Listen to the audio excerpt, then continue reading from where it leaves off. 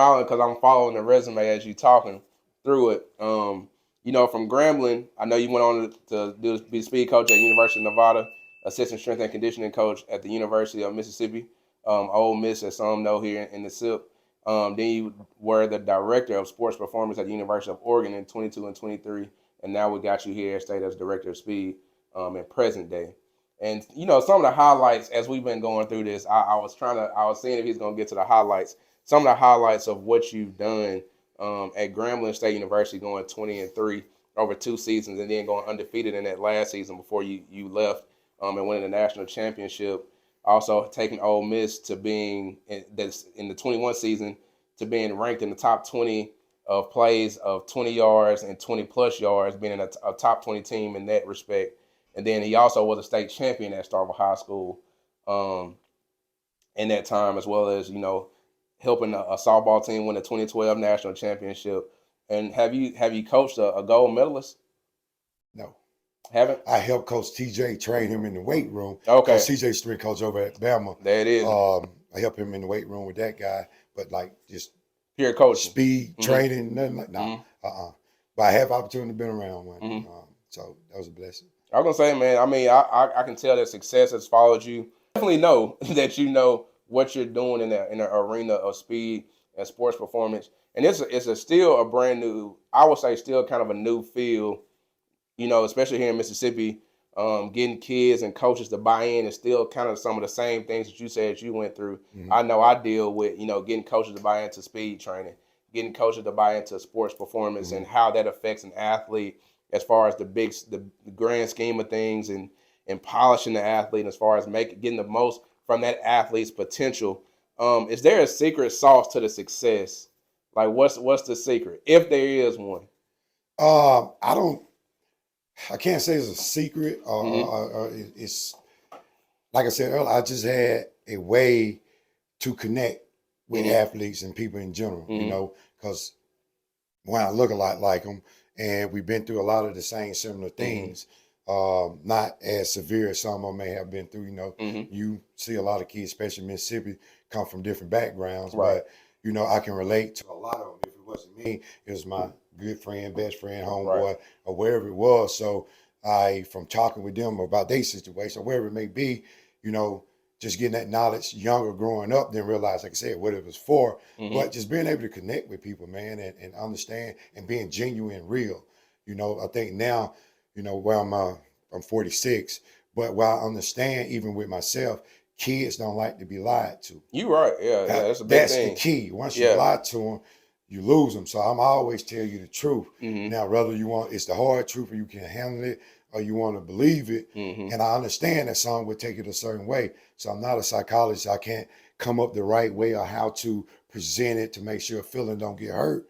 But I present it, and we'll come together and let them understand, like, hey, it's love. This is not bashing you, because I have a 22-year-old. Right. So I have experience with having to understand how to balance of being a hard dad, the iron fist, but yet be able to see the body language and the response the next day or the next day, and be like, hey, now come here. Look, this is why I had to be this way. You know what I'm saying? It's very important, and try to paint a picture.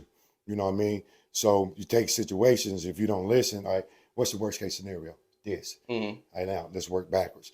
To not let this happen, what do we have to do? And a lot of times they understand that. Okay, if I don't go to class because I didn't, this is what I got. All right, what could I have done different? And understand that the right answer sometimes is hard to do, and it makes you uncomfortable. So if that's make you uncomfortable, that's probably the thing to do. So you just got to go lace your shoes up, tie them tight, and we got to go through and do it, because you'll make one bad decision to get out another bad decision that you made, and now you find yourself all the way over here, and you get that feeling of hopeless. I can't do it. Yeah, you can. It's just gonna take a sacrifice. It might be 6 months, 3 months, 6 months, a year, 2 years, depending on how long you keep going with those bad decisions.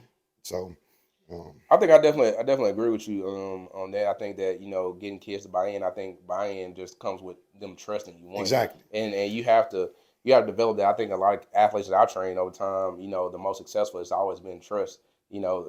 from the gate, like, hey, this is where we at, this is what we're trying to get to, this is Mm-hmm. what's going to take to get there. So like you said, engineering that process for the athlete, walking them through it, and that comes with, I think, when you've been through it and you get that firsthand experience, they know that you've had that experience versus you trying to Mm-hmm. take somebody else's experience and say, well, I looked at this athlete and Mm-hmm. they did this, they did that. When you can say, well, this is how I did it and it didn't really work. That goes a lot further, and it goes a long way into helping the athlete buy into what you're saying. Because what we're doing as coaches is, we're trying to, and I got this from Coach Saban, so it ain't no original, but we're trying to invoke human performance to go beyond what they think they're capable of Mm-hmm. on a consistent basis. And so I think that really does cause you to be successful. Now, does it make you successful on Coach Beckham's level? I don't really know, but it Man, does. don't do that. It Don't do does. that. It does bring success for sure.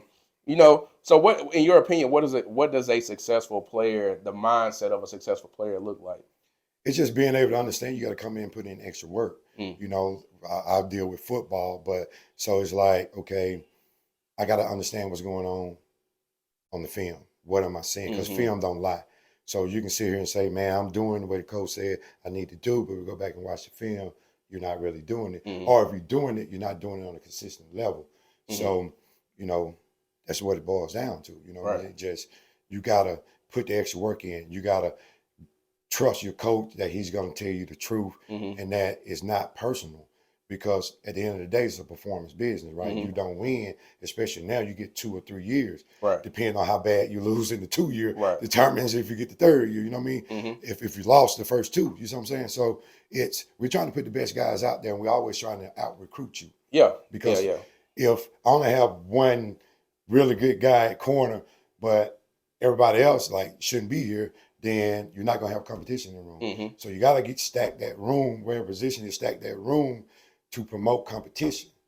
Now you competing every single day. You have no day to walk in and man, I don't feel it today. Yeah. Or my girl made me mad today. You can do that, but if that room's stacked, kind of like you said, over you got your quotes from Saban, like I've been over there, that room is stacked. You got another guy in the next 2 years going to be a first round draft pick. So if you create that competition, then you got to do the extra. If not, now you jump in the transfer portal. Everybody don't win in the transfer portal, even before the NIL type stuff. Like in the original, you leave. Like you can leave, but you have no film. But there's other guys there too that's hungry, but you're not hungry. So you go to that school, it's the same problem. Then you got to look in the mirror, because the only thing that's the same is you. So you're the problem. What did you do to put yourself to be successful? If I answer your question, I get to rambling sometimes. No, you good. I mean, because what you just said, I mean, it painted a clear picture for me, because I think, again, I'm gonna use myself for example. We first started talking, you were like, how long you been in this business? How long you been doing this, that, and the third? And I would say too, that this year, due to some of the competition, it forced me to be my best self. And that's being days where like I'm like, man, I don't feel like doing this, man. I don't want to study today. I don't want to read any research articles. I don't even want to work out on my own. I don't want to do nothing. Like, it's cold, the bed feeling warm, it's feeling good, and I don't feel like doing nothing. But I think like you said, just competition. I think competition does two things. It's either gonna bring out the best in you, or it's gonna bring out the worst in you. And I think it's all a mindset and just how you're driven, how you're wired, and what your level of focus is on that. I mean, that's my 2 cents on it. I see a lot of people crumble under competition. Especially when you get guys in.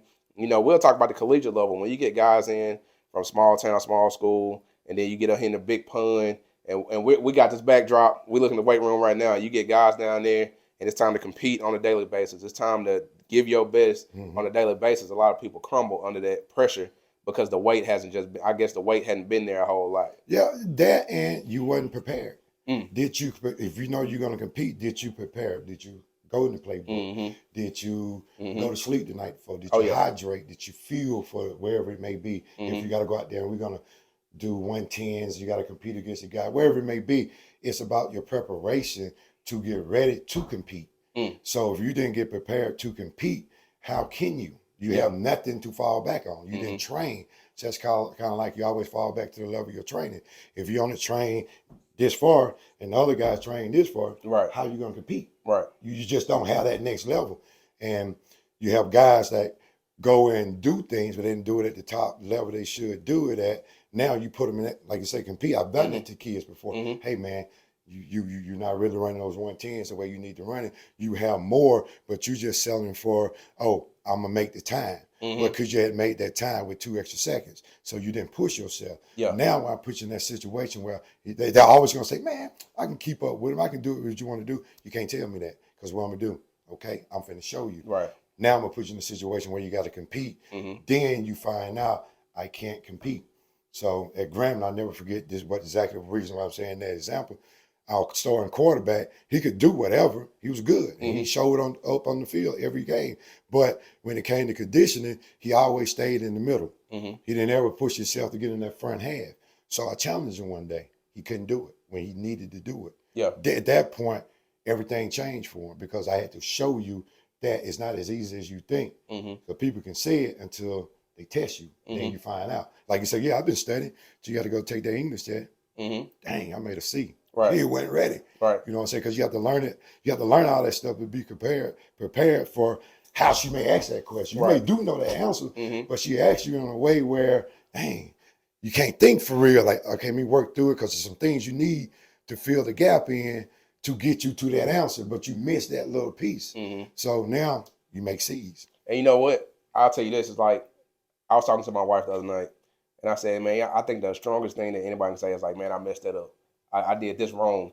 And the reason I'm saying that is that story came about because I was sitting back looking at my training over the years. Of course, you know, we can go and we can say, oh man, I've been doing it for 9 years. That's your length of time you've been doing it. I mean, that's your experience in the game. That doesn't mean that you became an expert at it. That doesn't mean that you improved in it. That just means you've been doing it for 9 years. And so I sat back and I really looked at training, and I looked at, you know, some of the things I did that worked well, some things I did that didn't work well. And I said, I think a lot of times, well, not think, but I said, I know that a lot of times when I was prepared, my athletes came out better. Now, I had success with a lot of athletes, but I can't say, like, you know, some athletes, I'm like, man, what did you do to make them better? I really don't know, man. Yeah. I just kind of threw spaghetti at the wall and seen what worked. But then, like, now it's a maturity in it. So now it's, oh, well, you know, if I do this contrast all training for this athlete, they need to be more explosive. Well, that's how we can get them explosive without taxing the central nervous system or taxing their immune system, or they experiencing chronic fatigue because we just going hard every single day. So this athlete isn't recovering. They aren't sleeping right. The sleep patterns, stuff like that are off. But because I was focusing on one aspect of just, oh, we need to be fast, I need speed, you know, that works. But then I need to see, well, what goes into this whole picture. And once you see, like you just said, once you figure out the whole picture and you can keep studying that whole picture, now I'm an expert at it. Not only are you an expert, but you gain that confidence because you've trained yourself. Yeah. And that comes from, you know, self-discipline and training on your own time. Like you said, the extra work. So I call it experience. Because like you can know all that, but you don't have enough experience to be able to figure out, I did this. You can reflect back and then you can figure it out. But once you can do all that, man, and go with your experience from what you did over here, it worked, but I was lucky. You know what I'm saying? Right. Or he was just that's called a spade a spade. I'm just lucky. That's he was a good athlete, so it didn't matter if you said, "Hey man, grab this," and all. He got better. Like certain kids can do certain things that other kids just can't do. So, like I said, with that experience, man, over time, and can be truthful with yourself. Like, man, I messed that up. I don't know how I got that. I don't know why he didn't pull a hamstring, because I did 500 yards of high speed runs. Like what? After I did. Posterior change the day before. What? You did heavy RDLs, you went out and sprint and you made it out. Yeah, you was lucky. You know what I mean? Yeah. So all the experience, man, all that too come with that. So, yeah. Well, let me ask you this question. Do you think coaches can make athletes slower? You can. You can. If you don't do the right things or you do too much. If I go acceleration day, let's say I'm doing sled pushes, and you're doing sled pushes all the time for weeks, and you don't ever let them open up and run fast to learn how to apply it the right way, then yes, you can get slower, because that's a lot of time on attention. You know what I mean? So you want to be able to have that. You want to be able to be quick with it, or regular force development, whatnot. So you can do that. Like, it can happen. And some people say you get heavy, you get slower. My experience at Oregon wasn't. I argue that. On average, we got 15 talking skill and combos. That's who I mainly dealt with. So on the average, they gain. We did the research before I left Mm-hmm. and got all my stuff to put in my portfolio. Yeah. So on the average, I got 15 to 20 pounds heavier and gain anywhere from a half a mile to a mile faster. Mm-hmm. So I think it had a lot to do with how we planned everything out Mm-hmm. and how I approached it on the field. Yeah. Yeah, you can get stronger, you get twitchy in the weight room, but if you can't go outside and put them in an environment where they now have to apply that, Mm-hmm. then you're not going to get the full rewards. You'll get some, Yeah. but not full. But yeah, you can definitely make them slower if, like I say, you don't look at the big picture of what Mm-hmm. you're doing. I think once you get experience, you start to understand how to structure your days, then you start to have a little bit more success than just throwing it on the wall Mm-hmm. Yeah, and because I think see you, what yeah, sticks. I think you just made a good point about you know, knowing how to stack those things together, but then also, looking at your data points. I know you had a lot of guys around 20 plus miles per hour. That's something I was telling my guy on the way up here. I was like, man, you got some really fast athletes, but I think that you also alluded to the point too within the sports performance and strength and conditioning community about athletes moving heavyweight slow versus moving weight fast. I think if anybody that's a coach gets lost in the Instagram or the Twitter or anything like that, get lost in that sauce, you see a lot of coaches going back and forth about, no, you shouldn't lift more than 60% of your one rep max. Oh, yeah, they shouldn't go to 90%. Or they should only lift weights fast, or they should only lift weights. If they lift heavy all the time, it's gonna make them slower. Things like that, which you just dispel some of that by saying, an athlete gains the right size, they get bigger, and they get faster where you want on that end. And the only way not the only way, but one of the common ways or tried and true ways for athletes to gain size and muscle density is by pushing the muscles. Like that's the only way you can Yeah, do it. you gotta have volume. You gotta get size. You You gotta gotta get volume. overload them. Yeah, you gotta overload them and put them under and try them through volume training. But I'll say like what and as a speed coach, I've talked about this kind of like at the beginning. What is your role within the strength and conditioning staff? Well, I still have the weight room portion. We still Mm-hmm. have groups like me and Coach Shaw. We have the skills together because those are that's your biggest group because you got to Mm-hmm. have a lot of wide receivers. You got to have a lot of DBs. Mm-hmm. Depending on, you may have 5 DBs on the field, so you got to have more of them. Right. You got so you just got to. That's the big number. So I still train them out there, right? Mm-hmm. So you still got that responsibility. So I guess you can say I specialize. You want to call it that because being a speed coach just happened. I Mm-hmm. went seeking to be a speed coach, but Mm-hmm. I kept going down the rabbit hole of it and fell in love with track. So I got on the speed side of it. So now I do speed outside. So Oregon only did speed. Here we Coach Shaw because we been working together. We talked about a lot of different things as far as field work, as far as change of direction and things like that. Mm-hmm. So now I'm responsible for all the field work. So I've got speed days and then we got our deceleration COD day, change of Mm-hmm. direction. So I'm responsible for that.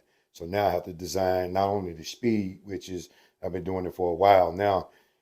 I don't like saying this anymore, but I always say it. That's easy. Yeah. So now football is about deceleration and change the direction and reaccelerating too. So now I'm putting my emphasis on that part of the game. I like to call it game speed Mm-hmm. because you got to take a situation, evaluate it, and make a decision. Mm-hmm. How to make that decision. So now I got to be able to be clean out my break.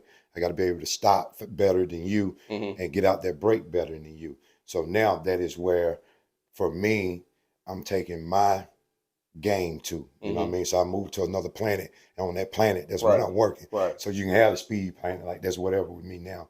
Not trying to sound that way or arrogant, some people may Mm-hmm. say, but it's pretty simple. I'm a technical guy when it comes to speed. Mm-hmm. So now I'm moving to a technical guy when it comes to COD. Mm-hmm. And football have a lot of different variables, different positions. You get caught in different situations. So you can be technical, but you got to understand how technical you need to be.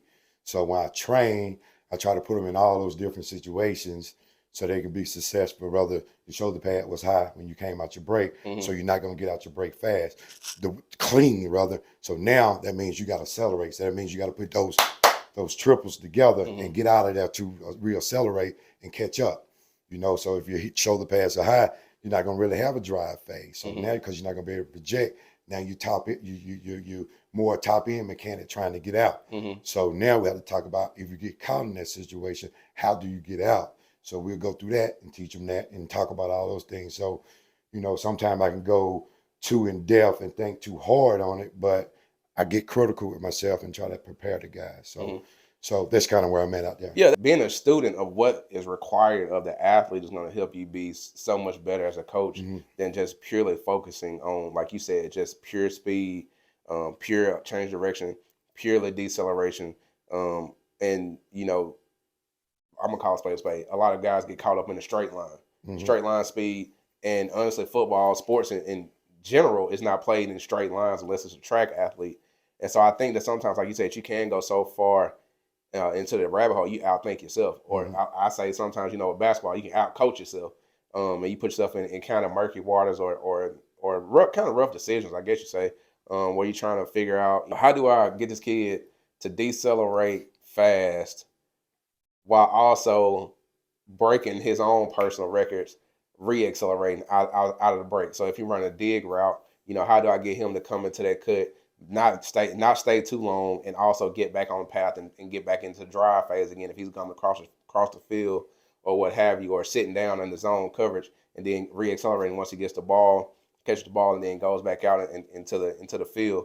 A lot of those things I think are what makes great coaches. The same thing in basketball. I work with basketball athletes, and I'm sitting here just thinking about replaying in my head. I got to think about, well, how many times in the game do you jump? How many times in the game are you running from the I guess I call it the landing strip and dunking on somebody? Mm-hmm. What stress is that taking on your knees in a practice? How many times are we running, getting a rebound and running the floor? How much stress is that putting on the bones of the lower half of the body? And then how do we complement what's happening in the weight room to what's going to happen on the court? How do we help you recover faster? How do we put you in a position that you can be the best athlete? Because the way I look at it is everybody is going to start off week 1, week 2, week 3 kind of the same. It's once we get to midpoint of the season and we get to the end of the season, we don't want to drop off to a point to where all that work we put in over the summer, all that work we put in all season, it drops off to the point it looks like we didn't do anything. Mm-hmm. We want to still sustain that and go and carry that on, because that's what makes you great. That's what makes a great team. It's a team that's able to sustain, stay injury free as much as possible. You're gonna get little injuries, but stay injury free as much as possible and be available.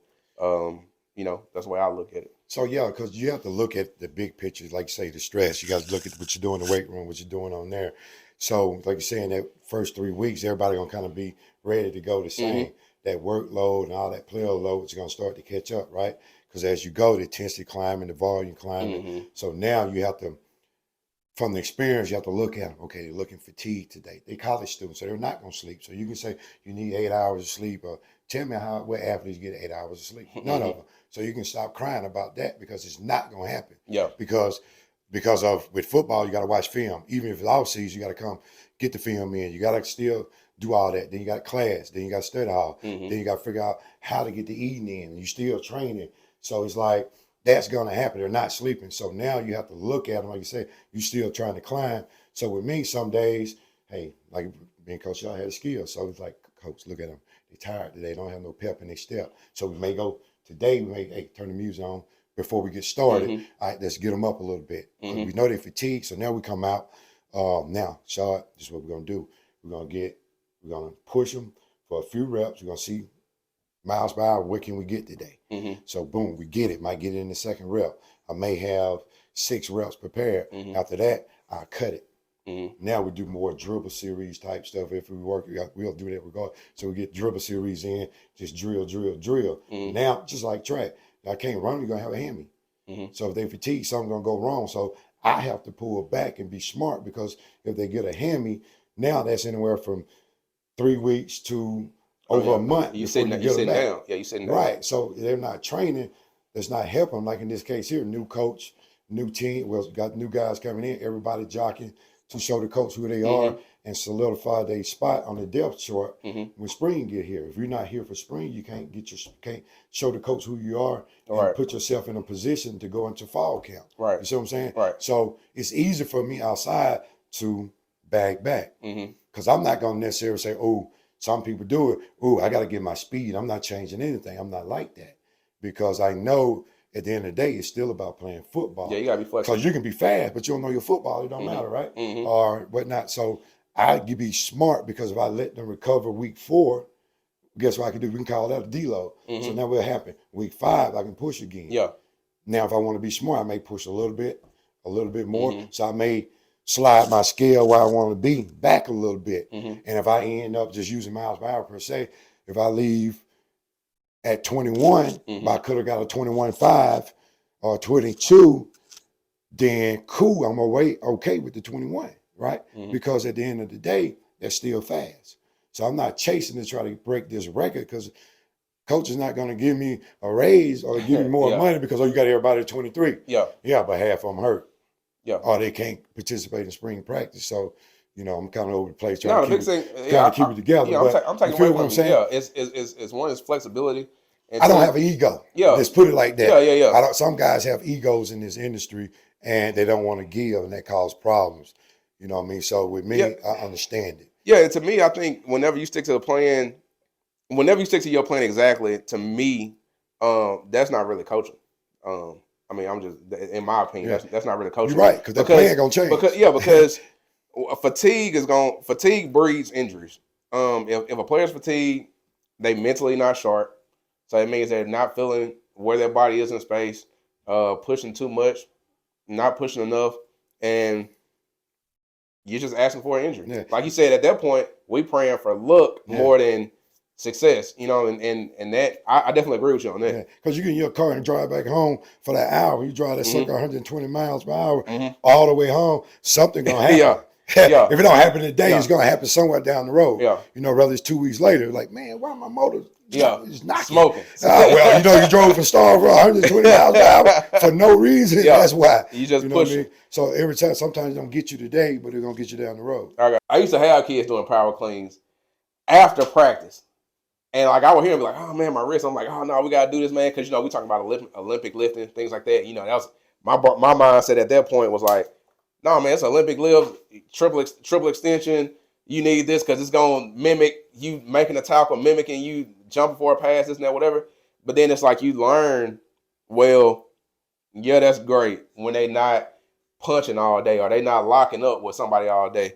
Let's find the variations. Let's find how we can build and get the same thing from something that ain't taxing the wrist, that's not taxing them mentally, things like that. Because if you, like, let's say you go to a local high school, if they got a lift after practice, they not trying to think about, man, this 300 pounds I gotta get up off my chest. It should be, you want to push as much as you can, but they come out the field, you be like, all right, we need to be able to get through it. We need to be able to maintenance and maintain while keeping a level of intensity. You're gonna turn it down for the season a little bit, but keeping a level of intensity that's gonna keep you, maintenance. That's what we trying to do in the weight room. We ain't trying to go in here and set records. You know what I'm saying? In season, that's just my vantage point of what I've seen in high school. But if you would say that to me 7 years ago, I was like, nah, man, we about to push it a little bit. Let's take what you just said. We talking because that's what, before you even hit that topic about high school. In my mind, I'm finna talk about high school, about different variation of how you have to look at things.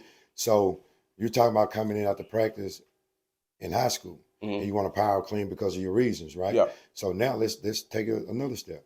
So if they're coming out to practice, their nervous system blow, right? They can't focus on that. Right? So now you want the triple extension. What's wrong with clean pulling? I can still get my heavy weight. Oh yeah, you're right. I need, but I don't have to worry about this part. I don't have to worry about they tweaking something because they not focused and catch the ball out here and have to throw it on somebody's foot. You know what I'm saying? Because they're not paying attention. But you see what I'm saying? So there's a lot of different ways to do that. Or I had high school coaches talking to me about, hey man, I want to power clean this and this and that and that. I remember high school, they don't teach power clean. So now, are you getting the benefits of the power clean? Yeah, your ego can say, yeah, we power clean, we got 300 pounds. Yeah, my guy's doing that. But now this is me, this is not everybody, it's just me, from being on the collegiate setting, I just need you to teach him the basic. So yes, your linemen and stuff, like I say, my opinion, some people may argue, yes, they got to be strong, get them strong. But I want you to teach them how to live, all right? Because if you take the skill guys, it's about their skill. Mm-hmm. We're going to solely recruit them off their skill. Right. We're not going to recruit them on how much they lift, how much that. We're going to do that when they get here, Mm-hmm. if they had a skill set to play the position. So I feel like sometime in high school, they'll call, hey man, what are y'all doing at Mississippi State? Send me a program. Mm-hmm. You send them the program, which I don't even write programs out. I don't even send it home to kids when we sign them. I don't do it because, one, you don't know if they got a gym. Two, you don't know what they have. So that's a waste of my time to me. Right. You see what I'm saying? Just run, kind of get yourself in shape, and we'll take care of the rest when you get here. But if they just go clean pull, you can't teach the power clean, so why are you doing the power clean? Learn how to do the clean pull. I'm still getting my triple extension. I'm getting everything I need, and I'll move more heavier weight clean pulling than I will with power clean, because if you can't catch it, you can't power clean it. Because to me, a lot of kids I see is straight muscle ups. Exactly. Like the power clean, it ain't a power clean. It's you get there, you leave your hips back. I use brute strength to get it up. Yeah. Like that's so ego wise, okay, whatever. Ego wise, but in the reality of how much better did they get, you left a lot on the table. Yeah, I don't know if you've met him. He does baseball actually here at State. Coach Hunter Lakey. I talked with him. He wasn't in when I went in. I seen some of the assistants over there, but I haven't met him yet. Yeah, he's a good guy. I talked to him, and one of the things we kind of agreed on is like whenever I get an athlete, I ask what your max is, but I ain't gonna start with it. I like to start with straight bar, see if you can get the movement pattern, and then we start adding weight, or we can get up to your weight from there. Because I want to see. I'll fire you. Hey man, I want to see. I'll fire you. I want to see from the ground up, feet up, what you look like moving that with nothing on you. Yeah, nothing at all. I mean, because like again, in my experience, what I've seen is a lot of guys come in and say, "Hey, I bench press 300. All right, I'm just gonna use 300 for instance. I ain't lying, ain't little, but I bench press 300. All right, well, let's see it.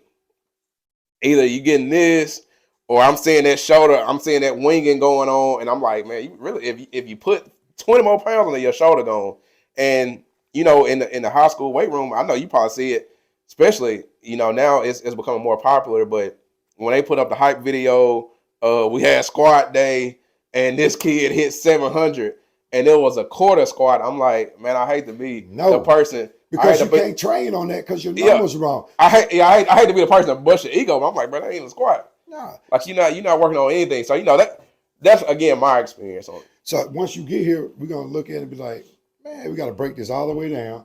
All right, we're gonna go 135 bench. We're gonna show you how to sit up on the bench, how to put your feet down, how to set your shoulders down, back, whatever, how to hold your wrists and knuckles and all that to the skin, don't break them, whatever. So we're gonna break all that down anyway. So we're gonna start light, because if we fix it now, we can go. Now you can do the 300 and it's instead of this. Yeah. That's just like you said, you want to see heavy weight. That's ego. So now you putting the weight on. Yeah, you're doing it, but that don't help nobody. One ain't gonna hurt something. Yeah. Oh yeah. So you just have to, like I said, with high school, just teach. If you teach them right, you'll get to a comfortable number you want to be at. Because the last thing you want to do is hurt somebody in the weight room. Us, we'll get fired. Yeah. So we got to do it the right way. So I think that's the difference, like you talked about earlier about parents, like what they look for. Like that's why you got to pay attention to all that. See if they have the certs. Because now you're showing them that they spent time and have some kind of knowledge. What is their experience? Oh, this is their first time? All right, I might give you a try for a trial if we're doing stuff outside like speed or whatever. I'll see. And I'll see how you're structuring if it makes sense. But you always, like I say, simple, better. Don't be in a hurry, because you may take 2 or 3 weeks, but you're going to get to where you're going better. Like you're saying with the power clean. Yeah, you can get to 225, but guess what? You're not going to get past 225.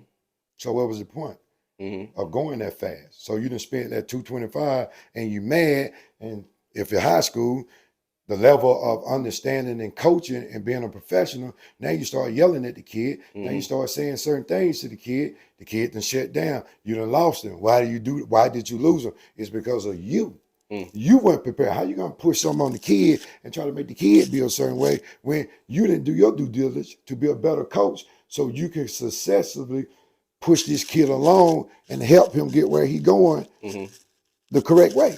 So, yeah.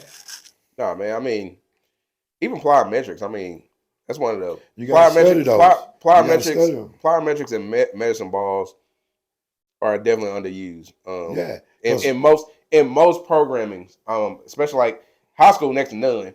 But most programming people are using med balls and what I just say, I went blank. Plyometrics. Med balls and plyometrics are definitely underused. I mean, everybody started with the basics. You know, we're gonna do jump on the box, jump off the box, but you know that's even something. I'm reading a book, Applied. I think it's called Applied Sprint Training by James Smith. Learning more about plyometrics and things like that, because I mean that's something that I'm now getting deeper into is studying that. So you got to understand the volume, then you got to understand the intensity level of it. Like you say, them level 1, 2, 3. Some people you'll see, like you'll go on Instagram, you'll see a guy step off a box and then jump. It's like, oh man, yeah, that's it. Let's go do it. And that'd be their day one plows. That's a level 3. That's actually a plow. You know what I mean? The real, I guess, definition what we call plow. You have your jumps and power development leading up to that. You see what I'm saying? Yeah. So you have to understand you got to do maybe hurdle hops or single leg mini hurdle hops, whether it's stick, whether it's continuous. You know what I'm saying? Then you have to play with broad jumps, or you got to play with the bounds. You got to watch the distance of the bounds. So it's different intensity of the plow. So you got to know what fall in what category, and you have to build accordingly. And you have to watch the volume. Like some people come in and do 5 different plow exercise with 5 sets of 5 reps. Like you're gonna have your knees gonna start bothering you, man. Like you really got to understand what you're doing. And a lot of time on social media, they're not certified and they haven't really done their work. They just want to train kids and help. That's good. That's not bad at all. But study what you're doing so the kids can be safe. Because if I'm a trainer and I'm, just an independent trainer, you come to train and your kid is hurt, he's not coming back. That parent gonna spread the news like, man, I took my kid over there. Yeah. He got hurt. Yeah, to me, I mean, even with independent training and private coaching, so I'll say this: like the way I structure my business now is I require everybody to buy, like we do package deals. So you basically committing to 4 weeks, 8 weeks, whatever. It's the way I do it. The reason I do that is because going into I see you one time, or I might see you 2 times for a month or for the year. I just feel like 1 was just unsafe, and then 2, I'm not giving myself enough time to test, 1, evaluate, 2, and then start applying. So if I bring a kid in that I've never seen a day in my life, we've never maxed out, we've never done, I don't know anything about you. And I say, hey man, all right, first day I'm gonna give you this workout, I'm gonna write this program up for you, and we're gonna just do it. I feel like that's running the risk, or actually running a high risk of like either I may injure you or I'm gonna hinder your athletic peaking or athletic trend, by just doing that. So I'd rather just be with you and say, hey, I'm gonna be with you for this long and we're gonna go at it this way in this process versus just seeing you 1, 2 times and just throwing stuff at you and saying, oh yeah, I made you better for the day. So you like to max out before you start? No. Okay. Me, when I say max out, for me, I really I don't even like a true max. I mean, honestly, I like to do, let's say 135, 185, 225 bench sets and say, let's get a number of reps and then go from there. That's me personally. I'm not against, getting absolute maxes, but for younger kids, it's hard to get. No, I wouldn't max it. I'm going because 1, it's either I'm gonna tax you before you get there, or we just gonna run the risk of either the form looks ugly trying to get there. So I really don't feel like it's I really don't feel like it's that important. And then on top of that, like they're athletes. I mean, we in powerlifting. I mean, so. Yeah, I started off, like you said, let's say we got a decent high school kid. I go 135, 155. I'll see what the bar look like if it's moving. If it's starting to slow down, then we'll probably stay right there and however many sets and reps we got right there. I'll play with that. That'll be week 1. Week 2, 135, 155. Now I'm gonna see what that 155 look like week 2. Now I might go, 165, 175. All right, cool. Now it's slowing down a little bit. Cool. Now we'll repeat the cycle. So, and we just progressively climb like that. So if I got 8 weeks, then, same concept, you have a deload week, whatnot. Then, as you're getting up, your volume going down. So now you probably be into some ones, So now I get a soft max. So my 1, let's say I made it up to 225, 235. Now I know it's moving a little bit, but it's not moving. So Yeah. I played a little bit there and just get a soft 1 rep, and I go from there. Let You me know what I'm ask you saying? this. I'm not gonna push and get the max Yeah. because, like you said, you're an athlete, and in the high school said I'm not really, you know what I'm saying, trying Mm-hmm. to get that real max because you Mm-hmm. might hurt him. So I'm okay with that because like this is just me now. It's not Yeah. everybody. Like some guys get too into the strength and conditioning, feel like the weight room, is all that's what you got to do. That's where we're gonna win, and they'll neglect the outside. You Mm-hmm. play outside. Yeah. You're not, like I said earlier, you're not a bodybuilder. You play outside. He have to be moving good out there and enhance his skill out there with his movement.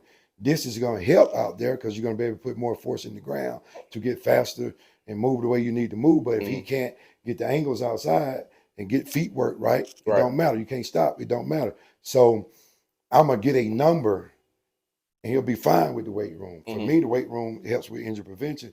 But for me, maybe because I'm a speed guy and I like to run, out there is my number one priority. Mm-hmm. That's it. So we're gonna get these things in here, but I'm not finna push that. Oh, we gotta make sure these numbers, gotta get Yeah. these numbers. Like now they're in college. Now we gotta make sure we have a certain number. Mm-hmm. And we still play with soft max because once again, they get hurt. Mm-hmm. It's our job. So you have to do it safely Yeah. if you want to get that number. You know. Let me ask you this. At the high school level, do you think coaches spend enough time? All right, let's say an athlete gets a new max. Do you think there's enough time spent at adjusting to that max? All right, let's say a kid come in, right, and he goes from a 250-pound bench press to a 300-pound bench press. Do you think that coach spend enough time sustaining that new number, or you think they just go right into working that number? I don't know if the way I worded that makes sense. If I know that number is 300, Mm-hmm. I'm high school now. Like I say, there's people listening to this be like, man, he's an idiot. But I'm talking about safety and what I consider is important. But I know that number is 300. So you can try to go get that percentage, but you got to get a training max. Like you got to be able to work out that max. You got to get a training max. So now I'm going to work back toward that number, and I might even pass that number depending on how everything go. When I circle back around and redo, climb your next 8 weeks if you're in the summer. So will I stress if I get only to that number? I have to look and see what went wrong. But if you're in high school, it's too many kids. A lot of things could have went wrong. Yeah. But I'm okay because I got back to that number. I'm okay. Mm-hmm. I'm not going to be, oh man, I'm okay. Mm-hmm. Because like just me, I'm more concerned about outside. What did he do outside? Yeah. Now, of course, I want to get that number past that, but they're high school kids. Are they eating? Are they even getting 3 hours of sleep? Did they stay up all night playing? There's a lot of factors that lead to you not getting that number. Mm-hmm. You know what I mean? Was that day he stressed? What did you do that week and you knew you was going to try to get that one, get back to that one for the 300 and pass it? Mm-hmm. What did you do that week? The big picture again. It might have been something you did programming. Right. It might have been something he did that day. Yeah. He might have been stressed out that day. Mm-hmm. So that's why we kind of use the VBT, the perch and things like that. Mm-hmm. It gives you a number to let him know, okay, it tells you he's not there. Then we got force plates. We got all kind of stuff to test if they fatigue or not. You see what I'm saying? Mm-hmm. So, but I'm talking college, but high school, you don't have that. So I'm okay if I don't hit that number. Yeah. As long as I get back to that number, you probably will pass it. Yeah, because I mean, and I just say like my train of thought on it is, if the kid establishes a new max, you go from that 250, you go to that 300. I'm not about to come the next week and start working the percentages of 300. In my opinion, I could be wrong on that, but I would work up to it. But I'm not gonna say, hey man, you just hit 300 last week. Let's start working 70% max of 300, and I want you to give me 6 reps of that. I'm gonna say, all right, let's go. Let's take about 280 or something like that, and let's work the percentage of that. And then, like you said, I'll try to work up and get past it. But I'm not going. And I go through a series of like ISO holds and things like that in order to try to get you stronger without again taxing the joints in that process. Always having to attack the central nervous system. Now we're gonna prepare it and get it firing, but I don't have to tax it every time you come to the weight room. And then doing things like using the plyometrics, using the med balls, using everything I got in my toolkit to get you past that number and be stronger and more efficient once if we were to do that number again, let's say in 2 months, 2 or 3 months. Yeah. So you come back off that 65%, which would be more than your first phase 65, and you just kind of watch it. But like I say, that's the ideal setting. You talking kind of from a one-on-one kind of deal or a small group. But high school, you have so many, it's going to be hard. That's why I say in high school, like, don't get too caught up on the numbers, Right. because it's hard. Shit, it's hard Yeah. on the collegiate level. Yeah. Like, you really got to be documenting, and I mean, it's hard. Mhm. So like high school is super hard. So like I say, you got to move the ego. You got to have an understanding, knowledge, and experience. Like, I'm able to sit here and say what I'm saying about high school from my experience Mhm. and knowledge. Like, get them stronger, yes. Don't get them weaker, Yeah. but get them stronger, and understand there's only so much you're going to be able to do in high school. Mhm. Your big boys got to be somewhat strong. You understand? Right. But most high school teams don't have a weight room program. Right. Just call a spade a spade. Yeah. Starver High got a weight room program. You know, Tupelo had a weight. Sapanola had Yeah. one when I came Yeah. through, and you could tell the difference. But every program don't have a weight room program. So get my guys stronger and better with lifting, then I will have the advantage. You see what I'm saying? Because they're not lifting. Yeah. You know what I'm saying? They're probably not even living life right. And we can get ours to live life a little better, which is, you know, your high school, you may provide the sandwiches, you know, for when they there, the chocolate milk, because you don't have the money to buy muscle milk. You try to do little things to get the advantage and get recovery as much as you can, but you can't really stress it unless you take a guy and you really have a strength and conditioning coach certified. Then that's a different story. Yeah. But if you got a D-line coach that's just like weight room, and he try to read these things but can't comprehend kind of like what we're saying, like, you may not get there. Why? Because there's too many factors. He may not understand the factors. He might understand the stress that stress at home puts on your body. It's a reason why 225 today don't feel the same as 225 next but today, Thursday, Wednesday, what's the day? Wednesday. So you may do the same 225 Wednesday and it feel heavier. It's a reason why you stress. It's different things going on that make that weight feel the same. I mean, feel different. You see what I'm saying? So that's what I'm trying to say. No, you absolutely. I mean, I say the same thing with Max. You know, I know that the GPSs are starting to get more popular now. But I say the same thing with max speed. Now we made me the fork in the road on this, right? So I say max speed. If I'm looking at the players in game max speed, let's say I look at a DB using max speed. A DB who knows, we talked about this earlier, a DB who has high IQ, he knows what he's doing. Like, let's say he knows his coverage, he knows what's happening in front of him. He probably will rarely ever hit maximum speed in a game unless he got burned on a play or he got lost on a play and he's trying to come back and recover in game where he's at. Now, offense, that's different. This guy may have caught a slant route and about to hit his head on goal post, about to crib that thing, whatever. But from a defensive perspective, we probably lost in the sauce or whatever. Now, I'm not saying D lineman, because D lineman, you got to use what you got. But from a DB perspective, or safety coming over top, now you're going to get top speed there. But for the most part, it's a lot of sub max speed hit more than pure max speed on each and every play. No, you can't hit max speed. Or not each and every play, but most of your plays. Yeah, because football, you have to read stuff. So, no, they're not going to. We looked at it because we had a conversation just with our sports science department at Oregon. You're always talking with them, always gaining. Like I say, you got to talk to people and get knowledge. So we're going to chase max speed in training. We're going to get that thing as high as we can get. Oh, yeah. No doubt. So, but in the game, the only time you're not going to hit max speed in the game. The only time you're going to hit close to 90% and things like that, like you said, if it's a big play. Or a DB got burned and you're going to chase some. Right. That's when you hit it. But most of the time, you're going to play. I think when we looked at it, even with our guys, and they was fast as all outdoors, man. So they still played roughly around 19 to 20 miles per hour. You know what I mean? So, but how we approached it with that, we don't hit that top speed, but we hammer acceleration because football is acceleration. So my emphasis went to what's important. Like year one, all of it was important. Year two, our speed was there. So it's like, okay, we can stop chasing the miles per hour. So, but we still end up there. I took the focus to acceleration because the game is being right here, 0 to 5, 0 to 10, because football is played in a 10-yard box. So that's what my whole thing became. And when you said that, y'all established that new norm at being at 19, playing at 19, 20 miles per hour, well, you just, because you work on your acceleration so much, you just established that new max. And so you get used to playing in that zone, then we don't, like you said, we don't have to go and completely max out every time. But if I need it, I got it in the tank because I worked on that as well. So in order to keep it, when we don't hit it in games, some games it just played a certain way. You don't hit it. Some games are fast games, some games are slow games. Mm-hmm. So when we don't hit it, you got 7 days to you got to hit that 90% in 7 days to keep it, Mm-hmm. right?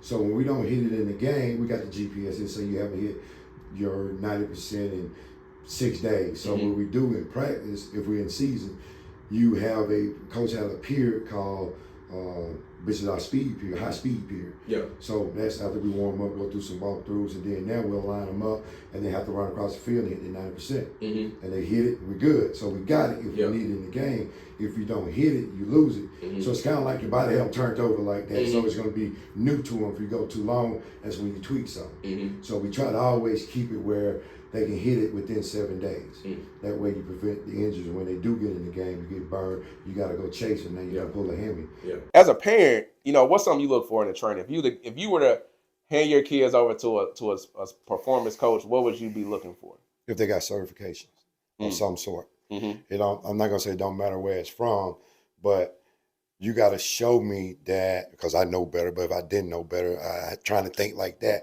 Mm-hmm. I always kind of knew better. But you have to show me that you put some time into studying your craft, because, like I say, there's a lot of people that go see stuff on the internet, do it, but they don't understand what led to that. So if we can call certain exercise a level 1, 2, or 3, sometime on social media, you see a level 3 exercise, but in that exercise, they don't show you how they got there, or they don't say this is week 8 of the program, and that may be appropriate because they led up to that. So when you go out there and start doing those type things, you don't get the result. Skill stacking. Yeah. You stacking skills. Because everybody's not prepared to go to that level like that. One thing I say, like, I'm working with some of the athletes I just got back. We're doing general physical preparation. Before we get into doing like heavy cutting, heavy change direction, things like that, it's just general prep, like just getting the body reacclimated, because I'm trying to avoid them having like reactive tendinopathy and things like that. And so, I definitely agree with you on that. That's a big key. Right. Let's end this with a fun question. Any advice for anyone who wants to excel or be a leader in that field? In strength and conditioning? Shoot, man. Find you a mentor that can, because like Coach TJ from Alabama, he's master strength coach, he retired. Now, he showed me how to be a strength coach. You can read the strength and conditioning Bible, what we call it, and get all that knowledge, but that's just the knowledge. So some people come and coach and talk all sciencey. One, some of the kids you deal with don't really care about the science at all. Just train me. But he showed me how to, like we talk about, look at the athlete, how he feel, where he look. He's an old lineman. He punch all day. His wrist sore. Can he catch the power clean? How you feel with the bench, his shoulders. We might have to change it and use we call it the football bar, where it's more neutral grip. Right. So it's just being able to meet the athlete, I guess you can say, where he's at, and just understand that is sometimes you have to know when to abort the mission, different things like that. But I think the important part is to find somebody that can mentor you, that has the experience and been through what you're trying to get ready to go through. If that makes sense. Yeah, I definitely agree. When I first started strength coaching, and you also still have to be coachable. Like sometimes you may have what you think you know, all right, but do you have the experience? Right? That's the one question too. Versus a person that has experience, he may be telling you something and doing something. Like I seen it because I started off an intern. Interns come in, they read the book, they certified, may have their master, but they haven't done it for real. Like, why are we doing that? This and that and that. And like, I'll do this, this and that. But it's like, that's the wrong thing to do. Shut up. Just listen and see it through. Because I did that a little bit. But like I say, once TJ took me on his wing, I shut my mouth and I started seeing it from week 1 to week 4. And you're just like, oh, because I didn't know where we was going. Right. I didn't see the whole program. So I was just looking at the current space where I'm at. So just be quiet and be coachable. You know what I mean? But you got to find some good mentors to get under and listen, and study and listen. My son was my guinea pig. So I tried things and I learned a lot from that too. So just setting up, man, and finding a mentor and listen. because it's not an easy industry. It's a stressful industry, to be honest with you. Because up here, especially with football, it's a year round, 365. You're either going to go from 5 days a week to 7 days a week, and that's it year round. And you're going to have a small block where you're off, but also being able to structure when you leave here time for your family. Right. You know what I mean? I think that's the hardest part because you'll look up, time will fly. I was blessed to move from schools that practice at night to schools that practice in the morning. So for my son finish his last 2 years, I was able to watch him practice because I wouldn't see games because we gone. Yeah. So, you know, it's you know, I know I'm going on and now shut up now. But Oh no, you good. find your mentor, man, study and be a student of the game. But that's the same for anything. Whether you want to be an auto mechanic, whether you want to be an accountant, it don't matter. You got to be a student of the game. Yeah, I think, like I said, I definitely agree with you. I think, or not think, but I know when I first started performance coaching, first thing I did was I talked to this guy named Rob Barnes. He's gone now. He's passed away, but he had been doing performance coaching since the 70s at that time. And this was 2014, 2015. And he taught me a lot. And I would go and watch his training sessions, ask him why he's doing this with the athlete. This is before I even trained my first athlete. And then it was just certain things that worked for him that didn't work for me. And then certain things I would like listen to and then apply. And then just like I'm doing now, talking to coaches and getting in those circles and just asking, you know, well, what are you looking at? You know, what is realistic when this athlete first starts? What's realistic when they end? How do we get them to peak going into fall camp? One thing that you talked about was, you know, level 1, level 2, level 3. You know, I think that whenever you first get into coaching, one thing that a lot of coaches make the mistake of is starting at level 2, level 3, and they never prepare the athlete for level 1. And then when you get to a point and you see, this is when you start getting exposed, when you say, well, I need you to do a simple task. I need you to do a simple drill. And the athlete's not able to accomplish it, but they can do 100 ladder drills and variations, 1,000 variations of high level skill stuff. And so I think just learning how to skill stack, learning how to program has been the biggest thing that's helped me as far as coaching. And then it's just applying that and always learning what's new. I took a year off from training, and then that year off from training and coming back, I felt like I knew nothing. Yeah. Like it was so much to change, so much new research and things like that. But you just do simple better because the speed ladder whip, you got me sitting here like, wait, you said that doing all these different variations of speed ladder. I see sometime on social media, you got a 10-year-old, let's say, speed ladder 2 in, right? 2 in. Then all of a sudden you see that 10-year-old doing 2 in and put a combine in, out, yeah. And it looked like trash. Like, okay, you got to understand kids and the level of progression with their motor skills and their abilities. So if you get this kid that's starting to put these patterns together and never done it, do simple better. Let's get good at the end, the 2 in. 2 in, yeah. Let's get better with that before we add the combine another movement with it, right?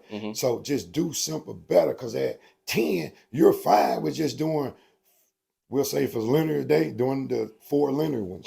If it's COD day, you know, you might do lateral runs on it, lateral in and out ski, what you call it, the ski switch, or they got all kind of different names for it, moving lateral. Just keep it simple. If you keep it simple, now you got somewhere to go when you had them for 8 weeks. Now they go play their sports, they come back. Now you can save that for the next block or the next phase. But people try to advance so far, and because they think it looked good, but that athlete never got accompanied with the basic movement before you add all this other stuff in. You know what I mean? Like, you got to control, you got to program how to move. You got to take the brain, take the body, put them together and truly understand and build coordination. Kids are not coordinated because they can't take the nervous system and take the muscular system and tie them together. See what I'm saying? Now, once you can do that simple, they get better at it, you know, open that pathway up. Now you can start getting into all this. So you did this, and then you did this. Now put it together, you're going to get better results. So just do simple better. And then you leave somewhere to go because it's only so far you can go. Yeah. You know what I mean? Yeah. So I done did everything you can possibly do in 8 weeks.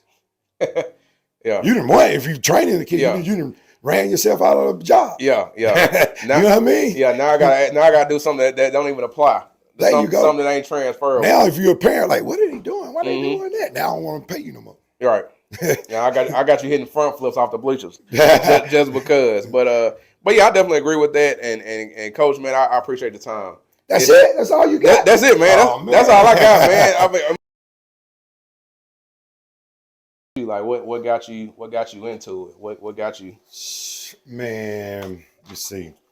All right, I'm from Starkville, right? So Oh yeah, I already know. I got it wrote down right here. so it's not a lot going on in Starkville, right? So Mm-hmm. we get in different situations, you get different opportunities to make bad decisions. Mm-hmm. Made my share of bad decisions, man. So ended up going to Hines first. We left Hines. We went to Hines just to party. Because in high school I had ACL my last year.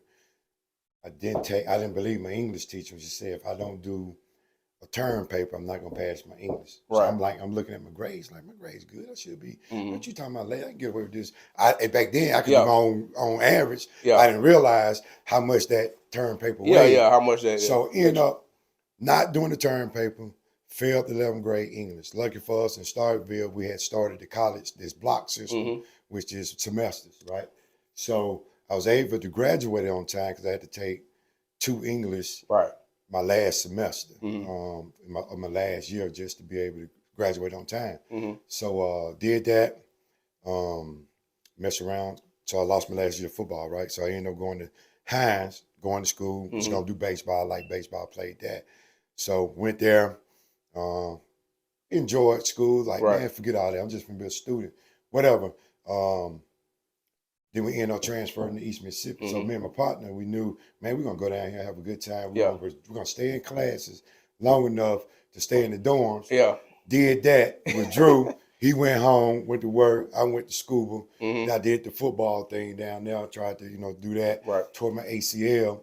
So then after that, it was like, shoot, all right, got kicked out of school for a situation. So I guess, you can either get kicked out or don't return. So Right. I chose not to return. So ended up coming to Mississippi State, taking classes, going through that process or whatever, doing what you do locally. Then there's got a email saying, have you registered to graduate? Mm-hmm. I was like, I'm finna graduate. So boom, did that. They said you got to do an intern. Came over here. Coach Kroon had just got hired in that December. So my advisor was like, go see it. I was in kinesiology. Right. Well, it was fitness manager back then. Then everything switched to kinesiology. So it's like, go see the strength coach and see if you can get an intern. When I did the intern, fell in love with it, which here at Mississippi State, no weight room. Mm-hmm. Fell in love with it. That's what I wanted to do. But I got married, had a kid, so I couldn't GA. So ended up going to personal training. Didn't like that because coming for training athletes to get ready for something.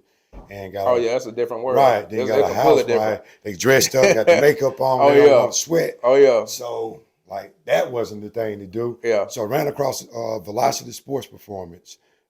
It's a speed franchise. Yeah, it was 05, 06 right there. Right. It was Velocity. Then it was, back then it was Athletes Performance, which is now Exos. Right. So did that, fell in love with the speed stuff, man. Was like, okay, I want to go to the high school level and train high school athletes, be 4, 5 stars, to go wherever, scholarships, blah, blah, blah.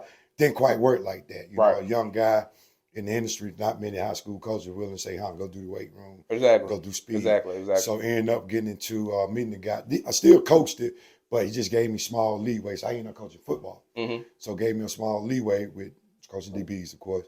So I started coaching track.